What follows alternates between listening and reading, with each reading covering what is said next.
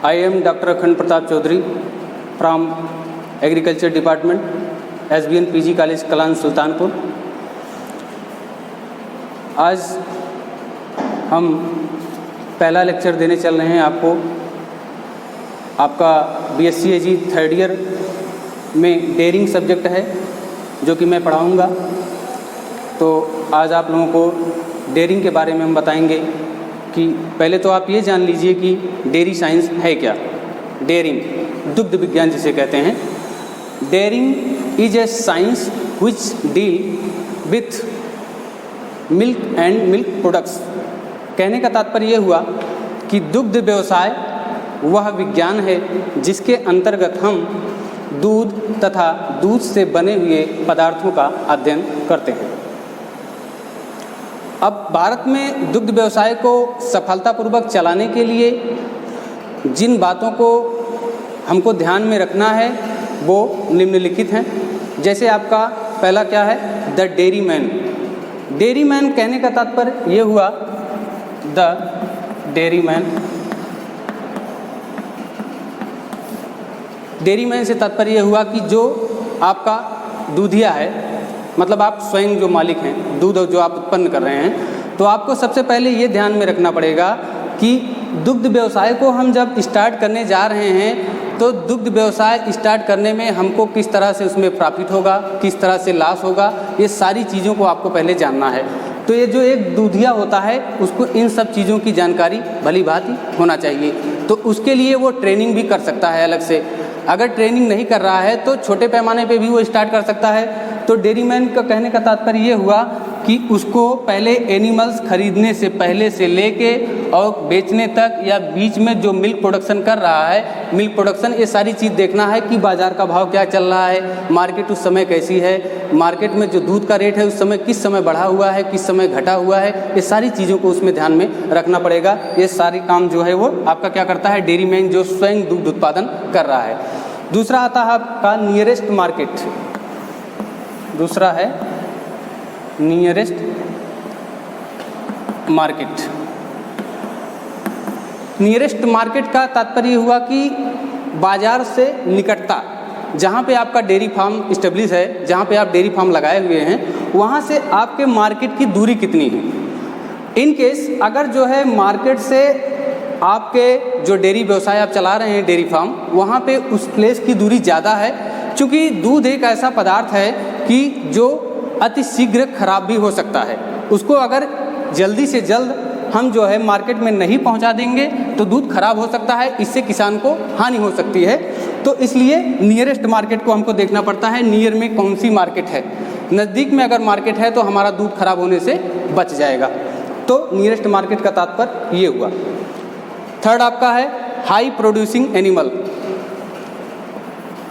High producing animals. High producing animals से तात्पर्य हुआ कि जो ज़्यादा दूध देने वाले एनिमल्स हैं, हमको उन ब्रीड की गायों को रखना है ताकि हमारा दुग्ध उत्पादन जो है वो ज़्यादा हो सके। अगर हम जो एनिमल्स की ब्रीड है उसको हम अच्छी ब्रीड नहीं रख रहे हैं तो हमारा मिल्क प्रोडक्शन वो जो है कम होगा।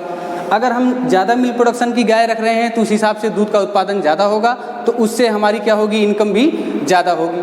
तो हाई प्रोड्यूसिंग एनिमल से तात्पर्य ये हुआ।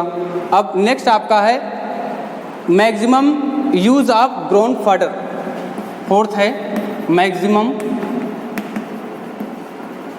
Grown of fodder. Maximum grown fodder से तात्पर्य ये हुआ कि आपको एनिमल्स रखने के साथ साथ जो आप चारा उगाएंगे, चारा जो है उसका उत्पादन वो ज़्यादा से ज़्यादा मात्रा में आप कर सकें, ताकि जो है असमय या अकाल की स्थिति में जिस समय सूखा पड़ जाए या ऐसी कोई समस्याएं आ जाएं तो आपके पास अगर लेग्यूमिनस फॉडर्स हैं, बरसीम है, रिस्का है और आपका सोरगम है, ये सारी चीज़ें अगर आप उगाए हैं तो बरसीम की फसल आप उगाए हैं या और लेग्यूमिनस फॉडर कोई भी उगाए हैं तो वो ज़्यादा परसेंटेज में है तो आप उसका जो है क्या कर सकते हैं, हे भी बना सकते हैं। हे और आपका साइलेज भी बना सकते हैं। तो साइलेज क्या होता है, असमय की स्थिति में उसको स्टोर किया जाता है बनाने के लिए, ताकि जो है पशुओं को असमय में उसको खिलाया जा सके। तो इसलिए मैक्सिमम ग्रोन फाडर वो जो आपका वो ज़्यादा मात्रा में होना चाहिए, ताकि जो है पशुओं को इजीली मिल सके और उनका दुग्ध उत्पादन पे कोई प्रभाव ना पड़ सके। अब अगला आपका आता है ट्रेनिंग।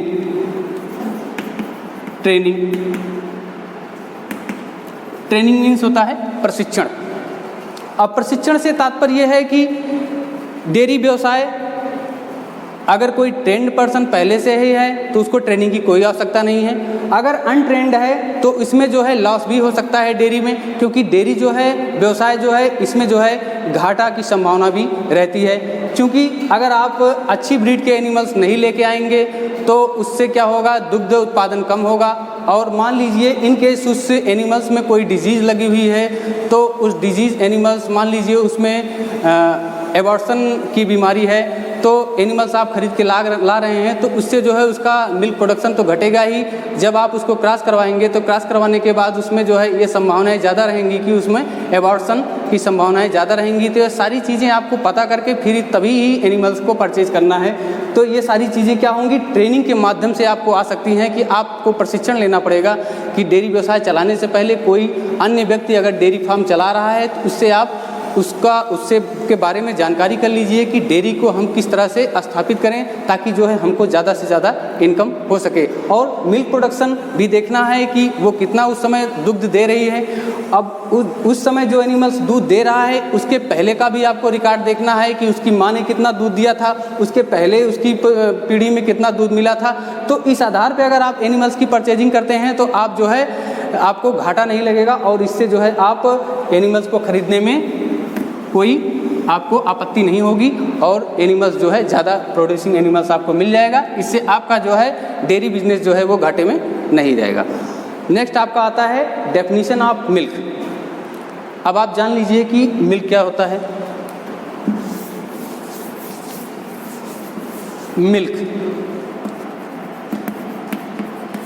मीन्स दूध। दूध को हम किस तरह से डिफाइन कर सकते हैं। Milk is the clean lacteal secretion. Milk is the clean lacteal secretion of healthy milch cows. Milk is the clean lacteal secretion of healthy milch cows properly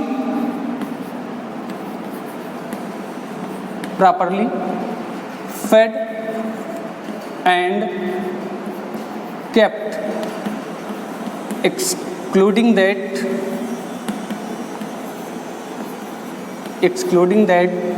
within 15 days before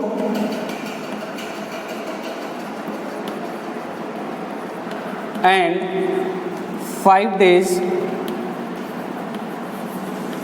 after calving.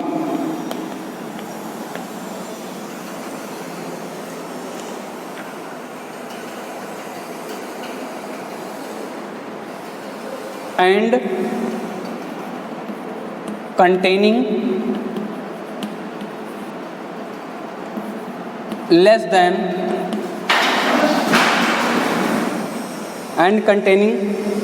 than 8.5% SNF and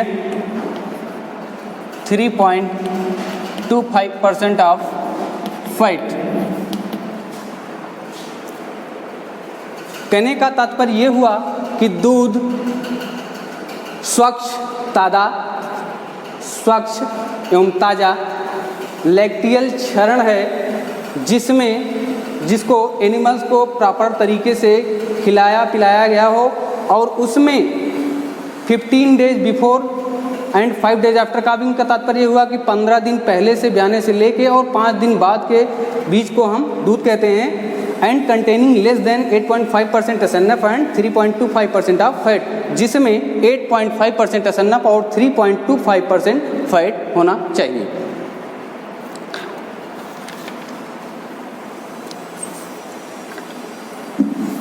आगे इसी में और है, from the nutritional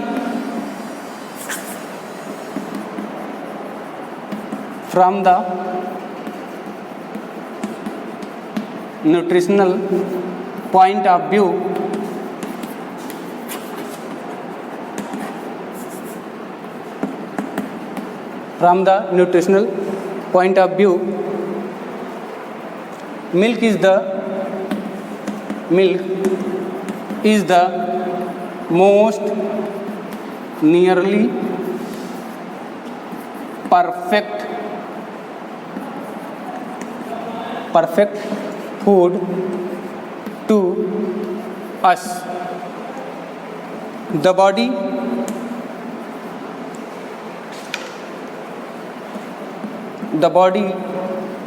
needs more than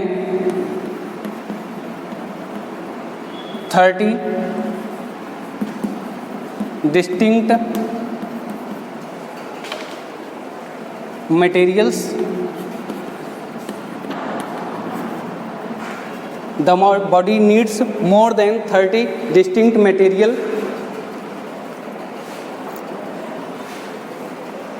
The body needs more than 30 distinct material. From the nutritional point of view, milk is the most nearly perfect food to us. The body needs more than 30 distinct materials.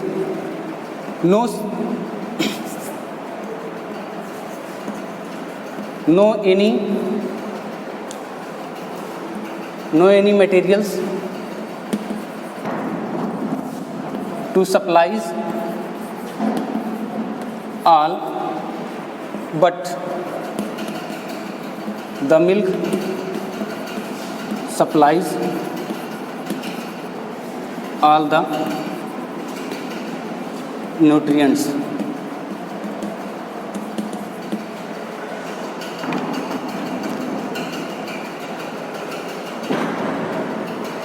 आगे हम बात करते हैं sanitary production of milk. इसको rough कर दें, sanitary production of milk.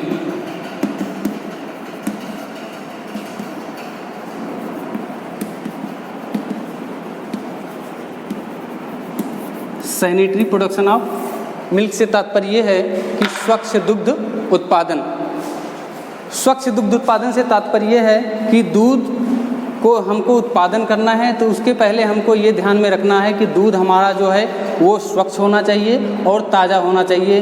जो दूध निकाला जा रहा है वो जो है स्वच्छ तरीके से होना चाहिए, बिल्कुल क्लीन होना चाहिए। तो उसके लिए आपको क्या करना पड़ेगा कि ये ध्यान में रखना पड़ेगा कि दूध में कोई गंदगी ना जाने पाए। अब गंदगी आपकी दो प्रकार की होती हैं। एक तो होती है कि आँखों से दिखाई देने वाली विजिबल डर्ट, दूसरा आपका है इनविजिबल।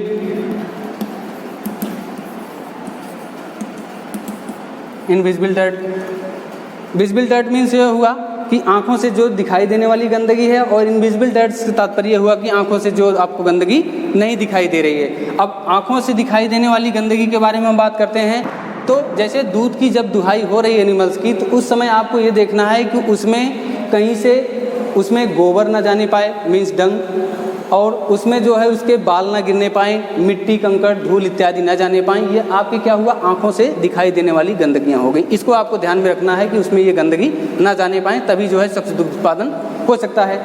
दूसरा आपका है इनविजिबल डर्ट। इनविजिबल डर्ट से तात्पर्य हुआ कि आँखों से जो गंदगियाँ नहीं दिखाई दे रही हैं, आँखों से जो गंदगियाँ नहीं दिखाई देंगी वो आपके जो है माइक्रोस्कोप से देखने पे पता चलेगा, तो आपकी इनविजिबल डर्ट हो गया।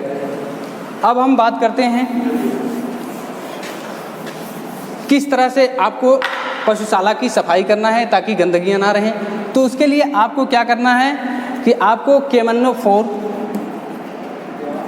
KMNO4 मीन्स लाल दवा। लाल दवा का आपको क्या करना है, छिड़काव करना है। और दूसरा नंबर आप ये कर सकते हैं कि वहाँ पे जो है, वहाँ पे आप लाइम का भी इस्तेमाल कर सकते हैं, चूने का भी छिड़काव कर सकते हैं। और वहाँ पे थर्ड नंबर आपका आता है फिनॉल का भी वहाँ पे आप छिड़काव कर सकते हैं, ताकि वहाँ पे जो भी बैक्टीरिया हैं वो सब मर जाएं, ताकि आपका जो पशुशाला है वो साफ़ रहे और क्लीन रहे। तब आप जो दुग्ध उत्पादन करेंगे उससे आपका दूध जो है वो स्वच्छ होगा और ताज़ा होगा।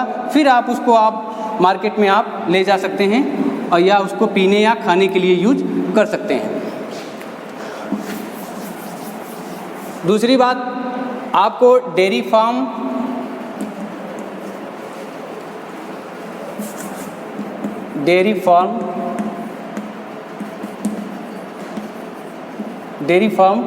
की जो आप स्थापना करेंगे, तो डेयरी फार्म पे आप क्या करेंगे, जो डेयरी मैन होता है वही जो है स्वयं मालिक होता है।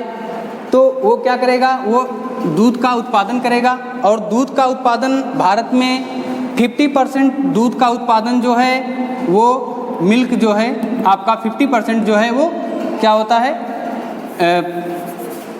पीने, ये जो लिक्विड फॉर्म में रहता है, ये जो है इसको क्या करते हैं, लिक्विड फॉर्म में जो दूध रहता है इसको पीने खाने के लिए, मतलब ड्रिंकिंग मिल्क। कुछ दूध को हम पीने के लिए इस्तेमाल कर देते हैं। 50% कहने का तात्पर्य ये हुआ कि दूध का उपयोग गांव में या घरों में पीने के लिए यूज हो जाता है। बाकी जो 50% दूध आपका बचता है वो 50% क्या होता है, मिल्क प्रोडक्ट्स के बनाने में यूज हो जाता है। मिल्क प्रोडक्ट्स, अब मिल्क प्रोडक्ट्स में आपके जैसे क्या क्या बन सकते हैं, मिल्क प्रोडक्ट्स में आपके मान लीजिए आप दही बना सकते हैं। दूसरा छेना बना सकते हैं। थर्ड पनीर, लस्सी।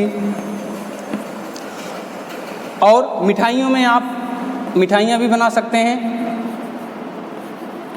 जैसे संदेश हुआ। इस तरह से आपका जो 50% दूध होता है उसका यूज आप मिल्क प्रोडक्ट बनाने में यूज कर देते हैं। बाकी 50% जो हमने बताया कि उसको पीने खाने में यूज कर देते हैं।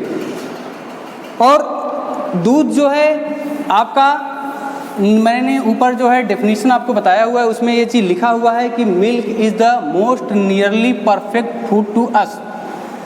कहने का तात्पर्य ये हुआ कि दूध जो है वो आपका क्या है, लगभग संपूर्ण आहार है, लगभग संपूर्ण आहार है। उसमें मिल्क में आपका विटामिन सी, आयरन और कॉपर, इन सब को छोड़ के ये सब सारी चीज़ें तीनों नहीं पाई जाती हैं, इसीलिए मिल्क को नियरली परफेक्ट फूड कहा जाता है। अगर ये सारी चीज़ें रहें तो ये कंप्लीट फूड हो जाता है, लेकिन इसको इसीलिए नियरली कंप्लीट फूड कहा जाता है। लगभग संपूर्ण आहार है, ना कि पूर्ण आहार। लगभग शब्द इसीलिए लगा हुआ है। अब बात हम करते हैं क्या क्या प्रभाव डालते हैं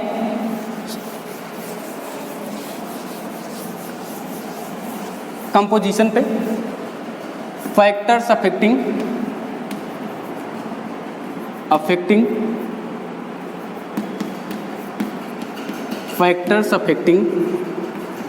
composition of milk.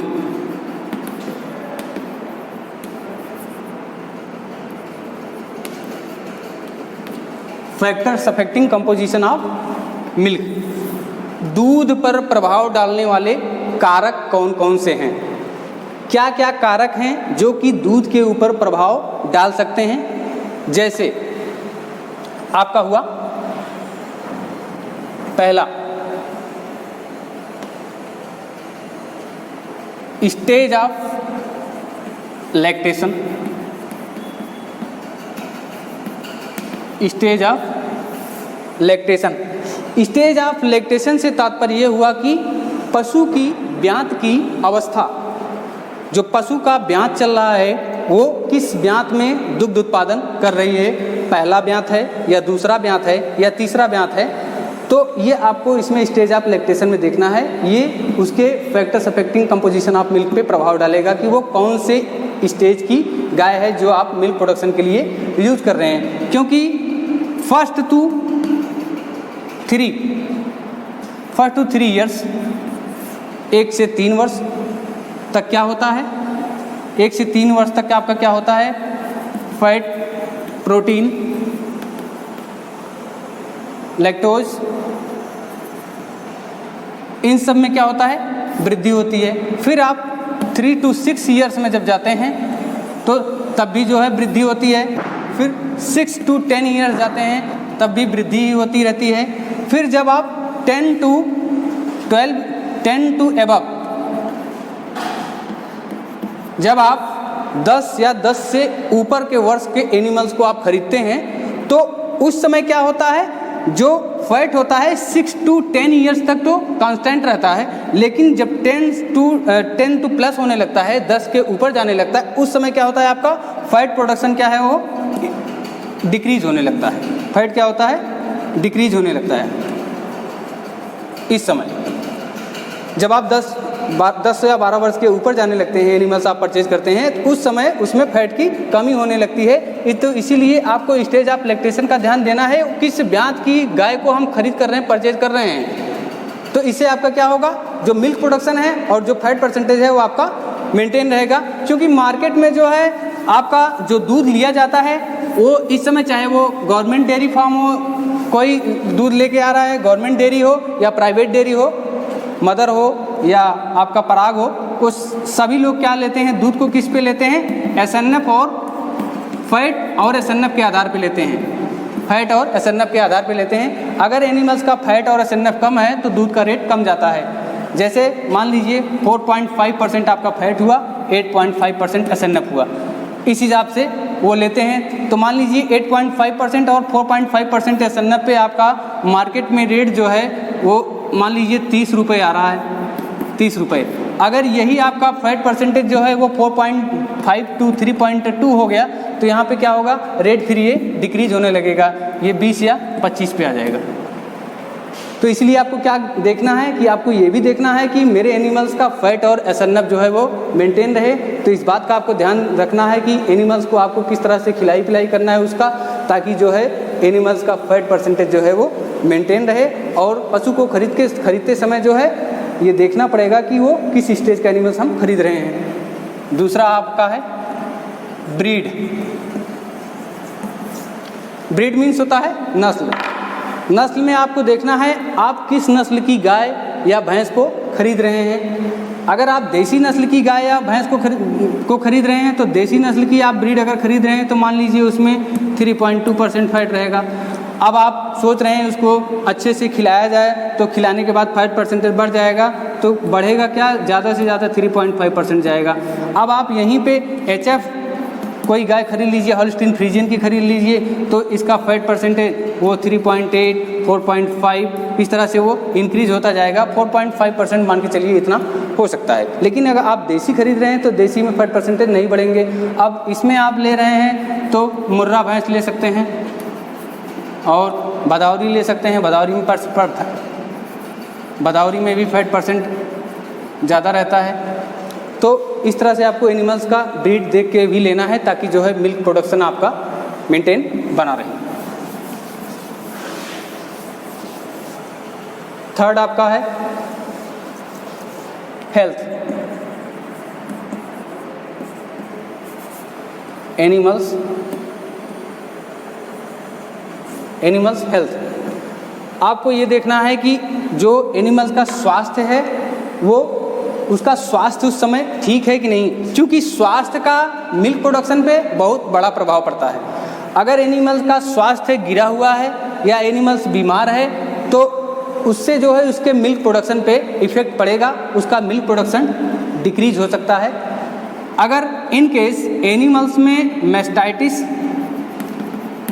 Mastitis disease अगर हो गया है तो मेस्टाइटिस डिजीज़ होने के बाद मिल्क प्रोडक्शन जो है वो जाहिर सी बात है डिक्रीज हो जाएगा, इंक्रीज नहीं होगा, दुग्ध भी घट जाएगा और उसमें उसके जो घटक हैं उस पे जो कंपोजिशन है, कंपोजिशन पे भी फर्क पड़ेगा। मान लीजिए जिस समय उसमें मेस्टाइटिस डिजीज़ नहीं हुई थी एनिमल्स में, तो उस समय उसमें फैट परसेंटेज 4.5% था, तो मेस्टाइटिस होने के बाद हो सकता है कि इसका फैट परसेंटेज वो कम हो जाए, 3.8 आ जाए या 4 आ सकता है।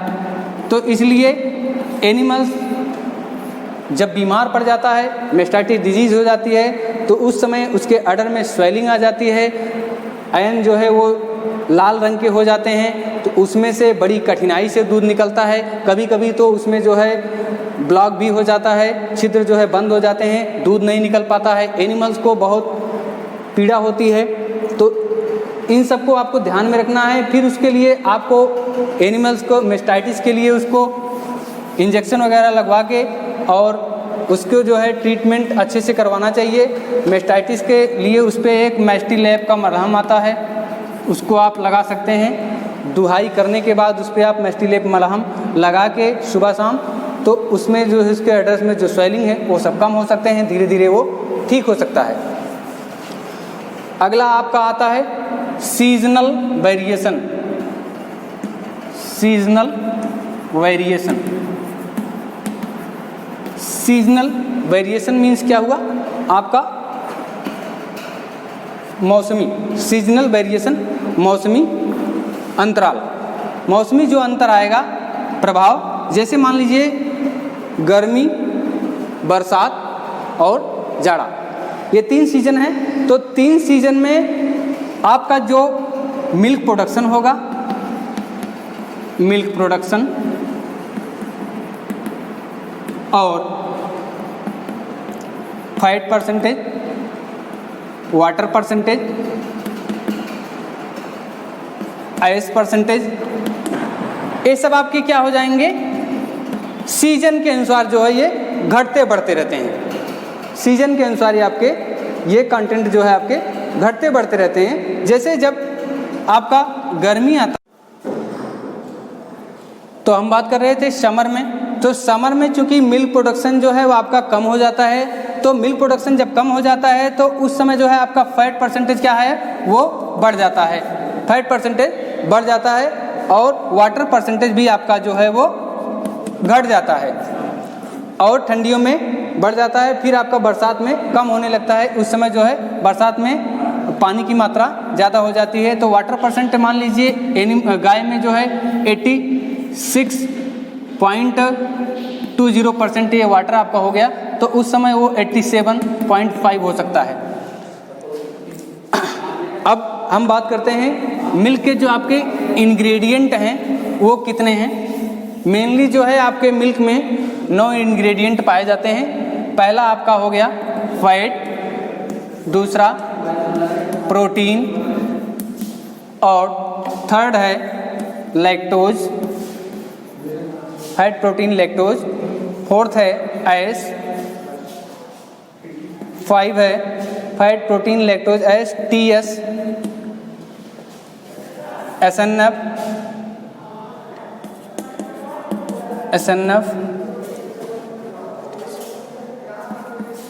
वाटर, एसिडिटी, 9 है स्पेसिफिक ग्रेविटी।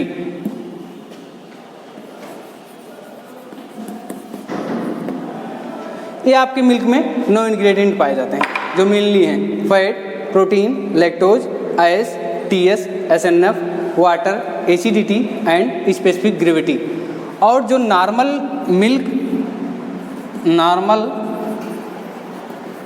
मिल्क की जो एसिडिटी होती है, एसिडिटी परसेंटेज जो होता है नॉर्मल मिल्क का वो 0.2 होता है। 0.2% जो है वो आपका नॉर्मल मिल्क का एसिडिटी होता है। आज बस इतना ही, बाकी हम और अगले लेक्चर में चर्चा करेंगे। Thank you.